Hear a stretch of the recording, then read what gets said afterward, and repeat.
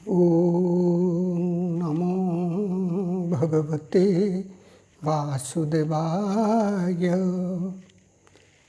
प्रश्न को दोबारा दोहरा देता हूँ। विपरीत क्रम में क्रिया करना क्या सही है? ये प्रश्न इसलिए आया, विपरीत क्रम का मतलब हम जिस क्रम में कर रहे हैं उनके उल्टे दिशा में। हमारे परंपरा में लाहिरी बाबा से शुरू करके जो परंपरा आ रहा है अभी तक, सब लोग क्या कैसे क्रिया करते हैं?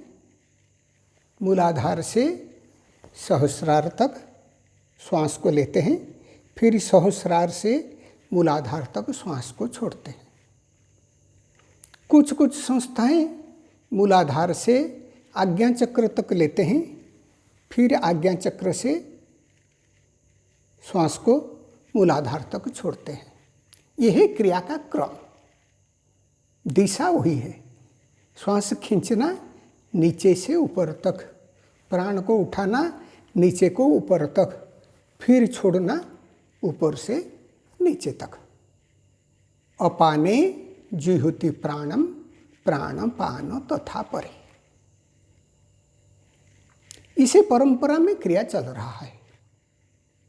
अभी ये प्रश्न किस लिए आया? क्योंकि एक संस्था द्वारा विपरीत क्रमों में सिखाया जाता है, यानी ऊपर से श्वास को नीचे तक खींचना, फिर नीचे से ऊपर तक छोड़ना। यह है विपरीत क्रम, यानी क्रम को विपरीत कर दिया गया। ये जो सिखा रहे हैं, जहाँ तक मुझे जानकारी है, ये ज़्यादा दिन हुआ नहीं, ये 20-22 साल से चल रहा है। थोड़ा इधर उधर हो सकता है। पहले उसी संस्था द्वारा सब लोग जैसे सिखा रहे हैं, मूलाधार से सहस्रार तक श्वास को खींचा जाता था, फिर सहस्रार से मूलाधार तक श्वास को छोड़ा जाता था।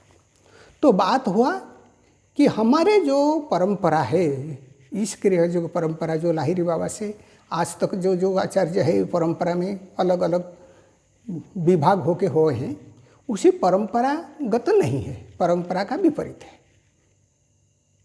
लेकिन वो सही है या गलत है, प्रश्न है वही। क्योंकि हर एक योगी अपने में स्वतंत्र है, वो अपने में एक्सपेरिमेंट कर सकता है। कैसे सीखेगा, क्या करेगा, वो उसके लिए निर्भर करता है। और उसी क्रम में शायद हो सके कुछ अच्छा फल भी मिल जाए। लेकिन हम सही गलत कैसे निर्णय करेंगे? किसी दूसरे का अनुभव तो हमारे पास नहीं है, हमारे पास है शास्त्र प्रमाण। तो शास्त्र क्या कह रहा है इस विषय में? शास्त्र से हम योग कुंडलिनी उपनिषद में जो वर्णन आता है और ललिता सहस्त्र नाम में जो वर्णन आता है, वो एक ही जैसा है। वो हमारे परंपरा में जैसे चल रहा है ऐसा ही है। मैं थोड़ा पढ़ के सुना देता हूँ तो ये समझ में आ जाएगा। ब्रह्म ग्रंथिं ततो भित्वा रोजगुण समुद्भवम सुषुम्ना वदने शीघ्रं विद्युत लेखैव संस्फुरित। ये योग कुंडलिनी उपनिषद में श्लोक नंबर 67 में आता है। यानी जब प्राण या कुंडलिनी शक्ति, जिसको तंत्र में कहते हैं, जब ऊपर उठता है, ब्रह्म ग्रंथि ततो भित्वा, पहले ब्रह्म ग्रंथि को भेदन करता है। रजोगुण समुद्भवम, जो रजोगुणात्पन्न है, फिर क्या करता है? सुषुम्ना वदने शीघ्रं विद्युत लेखैव संस्फुरित। सुषुम्ना के मुख में विद्युत जैसा संस्फुरण करके वो ऊपर को बढ़ता है। उसके दूसरे श्लोक में क्या बताता है? विष्णु ग्रंथिं प्रत्यत्युचै सत्तुरम हृदय संस्थिता। फिर वो ऊपर उठ के विष्णु ग्रंथि को भेद करता है, जो हृदय के निकट में, यानी अनाहत चक्र के निकट में अवस्थित है। ऊर्ध्वं गच्छति अच्छान्ते, उसके बाद वो ऊपर को जाता है। रुद्र ग्रंथिं तदुद्भवम, फिर जाके रुद्र ग्रंथि को भेद करता है। यानी पहले ब्रह्म ग्रंथि, जो मणिपुर में आता है, कुछ कुछ शास्त्र में मूलाधार में बताया गया है। तो ये जो क्यों हो रहा है उसका कभी अलग से बताएंगे। तो हम जैसे हमारे परंपरा में जैसे मान के चलते हैं, ब्रह्म ग्रंथि मणिपुर में, विष्णु मणिपुर के पास, विष्णु ग्रंथि अनाहत के पास और रुद्र ग्रंथि आज्ञा चक्र के पास। पहले श्वास को जब उठाते हैं, पहले ब्रह्म ग्रंथि भेदन होता है, फिर विष्णु ग्रंथि भेदन होता है, फिर रुद्र ग्रंथि भेदन होता है, फिर जाके सहस्रार में शिव के साथ शक्ति का मिलन होता है। ये है क्रम। यही क्रम बताया जाता है योग कुंडलिनी उपनिषद में, और वही क्रम बताया जाता है ललिता सहस्त्रनाम में। मैं ललिता सहस्त्रनाम का नहीं पढ़ रहा हूँ क्योंकि वो फिर एक ही जैसा ही है, और हमारे परंपरा में वही चल रहा है और उसी हिसाब से हम अभ्यास कर रहे हैं। अभी जो परिवर्तन एक संस्था में आया है, जो ऊपर से नीचे तक श्वास को खींचना, ये हमारे परंपरा से नहीं है, लेकिन वो गलत है या सही है, हमें अगर पूछा जाए तो मैं इसको भी गलत नहीं कहूँगा। क्यों गलत नहीं कहूँगा? नहीं, ऐसा प्रमाण भी शास्त्र में मिलता है। ऐसा प्रमाण शास्त्र में कहाँ मिलता है? वो है वामकेश्वर तंत्र में। वामकेश्वर तंत्र में जो बात बताया गया है 5 नंबर श्लोक में, रुद्र ग्रंथिं ततो भित्वा विष्णु ग्रंथिं भिन्नति च।